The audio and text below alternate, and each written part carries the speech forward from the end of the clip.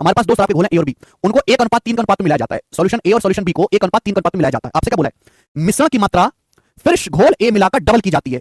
अब बताओ, अभी ए और बी को 1:3 का अनुपात में मिलाया, तो मिश्रण है कितना? 1 + 3 4 है। ए और बी है कितना? 1 + 3 4। अगर 4 को मुझे डबल करना है 8, बोला है मिश्रण की मात्रा सॉल्यूशन ए मिलाकर डबल की जाती है। अभी हमारे पास 4 मिश्रण है, 1 और 3 4। 4 को अगर डबल करना है 8, तो ए कितना मिलाना पड़ेगा? हमें ए कितना मिलाना पड़ेगा? 4 यूनिट, तभी तो 8 होगा। 4 में 4 मिलाएंगे तभी तो टोटल सॉल्यूशन 8 बनेगा, यानी कि ए की क्वांटिटी कितनी होगी? 5। यानी कि सॉल्यूशन ए और सॉल्यूशन बी की क्वांटिटी का रेशियो 5:3 हो गया। आप बोलोगे हाँ जी सर। अब ये जो घोल बना है, अब इस परिणाम स्वरूप, अब जो घोल बना है परिणाम स्वरूप, उसमें 72% अल्कोहल है। कितना अल्कोहल है? अब जो रिजल्टेंट सॉल्यूशन बना है उसमें 72% अल्कोहल है। सॉल्यूशन ए में कितना अल्कोहल है? सॉल्यूशन ए में 60% अल्कोहल है। सॉल्यूशन ए में 60% अल्कोहल है। पूछा है बताओ सॉल्यूशन बी में कितने परसेंट अल्कोहल है? नहीं निकाल सकते। हम अल्कोहल के कंसंट्रेशन पे ध्यान दे रहे हैं। आपने दो सॉल्यूशन है, दो अल्कोहल, दो शराब के घोल है ए और बी, उनको 1:3 का अनुपात में मिलाया।